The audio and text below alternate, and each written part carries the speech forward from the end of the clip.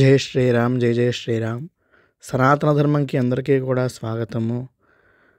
నేను చెబుతున్న రామాయణము ఇంతవరకు 38 అధ్యాయాలు పూర్తయింది. మధ్యలో కొందరు అడగబట్టి శ్లోకములు మరియు వృత్తాంతము కూడా చెప్పడం ప్రారంభించాను. కానీ ఒక 4 సర్గలు 5 సర్గలుగా అడుగుతూనే ఉన్నాను అందరినీ. ఎవరైనా ఇలా పెట్టమంటారా లేదా అర్థం ఒకటే, కథావృత్తాంతం ఒకటే పెట్టమంటారా అని అడుగుతున్నాను. ఎవరో కూడా రామాయణం చూసి ఎవరు దానికి సమాధానం ఇవ్వడం లేదు. అందుకోసమని గతంలో లాగానే అర్థం మాత్రమే పెడుతూ ఉన్నాను. ఆ విషయాన్ని అందరూ గమనించగలరు. ఇక మనము రామాయణములోని బాలకాండ 39వ సర్గ కథావృత్తాంతం తెలుసుకుందాము. ఓం శ్రీ మహాగణాధిపతయే నమః. శ్రీ మహాసరస్వతే నమః. శ్రీ గురుభ్యో నమః. హరి ఓం.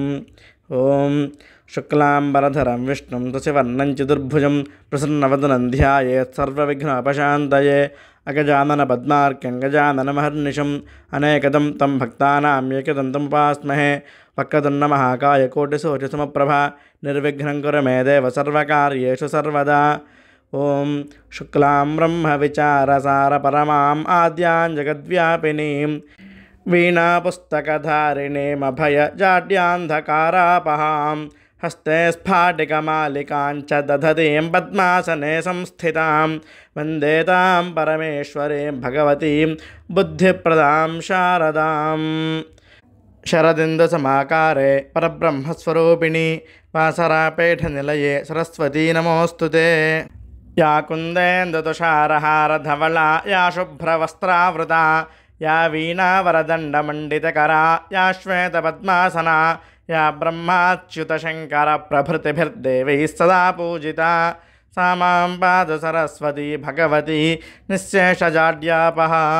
కూజంతం రామ రామేతి మధురం మధురాక్షరం ఆరుహ్య కవితాశాఖాం వందే వాల్మీకికోకిలం.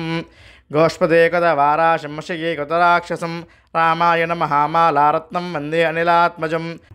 మనోజవం మారుతతుల్యవేగం జితేంద్రియం బుద్ధిమతాం వరిష్టం వాతాత్మజం వానరయోధముఖ్యం శ్రీరామదూతం శిరసా నమామి. బుద్ధిర్బలం యశోధైర్యం నిర్భయత్వమరోగతాం అజాడ్యం వాక్పటుత్వం చ హనుమత్స్మరణా భవేత్.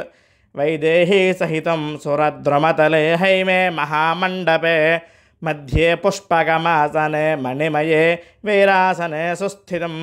అగ్రే వాచయతి ప్రభంజనసుతే తత్వం మునిభ్యః పరం వ్యాఖ్యాతం భరతాదిభిః పరివృతం రామం భజే శ్యామలం. నమోస్తు రామాయ సలక్ష్మణాయ దేవ్యై చ తస్యై జనకాత్మజాయై.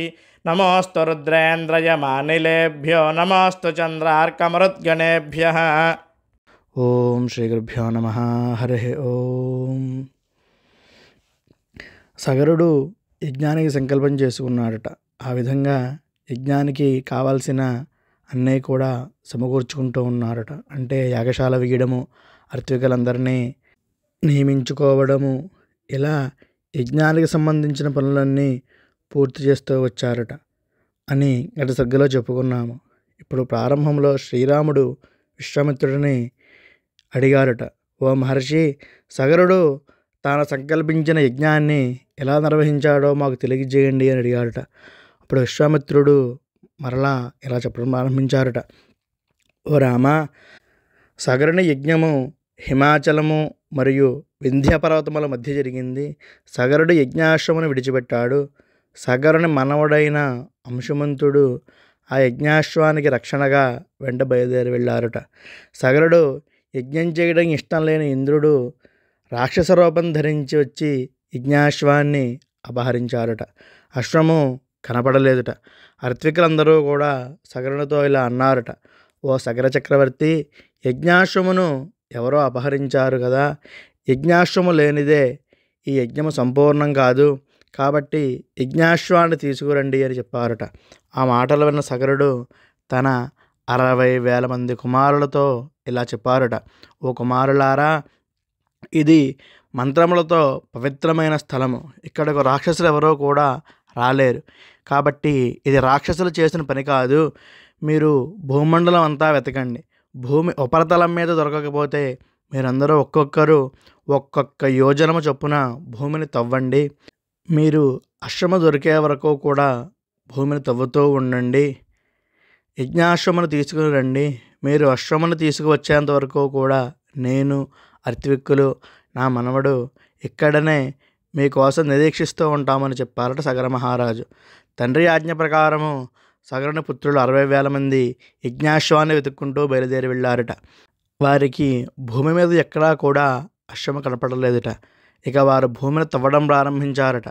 వారు అలా భూమిని తవ్వుతూ ఉండగా ఎన్నో సర్పములు, వాటితో పాటుగా అసురులు బయటికి వచ్చారట. 60,000 మంది సగరపుత్రులు ఒక్కొక్కరు ఒక్కొక్క యోజనము వంతున 60,000 యోజనాల భూమిని తవ్వేశారట. భూమి అంతా పాతాళంగా మారిపోయిందిట. ఒక పెద్ద గొయ్యిగా తయారైందిట. సగరపుత్రులు ఈ విధంగా జంబూద్వీపం అంతా కూడా తవ్వేశారట. ఇది చూసిన దేవతలు, గంధర్వులు, నాగులు అందరూ కూడా బ్రహ్మగారి వద్దకు వెళ్ళారట. వెళ్ళి, బ్రహ్మదేవ, యజ్ఞాశ్రమ కొరకు సగరపుత్రులు భూమిని అంతా తవ్వుతున్నారు. పాతాళంలో తపస్సు చేసుకుంటున్న ఋషులను చంపుతున్నారు. దొరికిన వాటిని దొరికినట్టుగా చంపుతున్నారు. ఎన్నో జీవజాలములు నశించిపోతున్నాయి. నా సృష్టి అంతా కూడా సర్వనాశనం అయిపోతుంది. మీరే కాపాడాలి అని బ్రహ్మదేవునితో మొరపెట్టుకున్నారట. సగరుని పుత్రులకు ఏమయ్యింది? అసలు వీరు వెతుకుతున్న యజ్ఞాశ్రము దొరికిందా లేదా? అసలు దీనికి రాముడు అడిగిన గంగాదేవి వృత్తాంతానికి సంబంధం ఏమిటి అని రాబోయే సర్గల్లో మనకి వివరంగా తెలుస్తుంది. ఇంతటితో శ్రీమద్ రామాయణము బాలకాండ 39 సర్గ పూర్తయింది. హరే ఓం తత్సత్. చంద్రశేఖర పాహి మాం.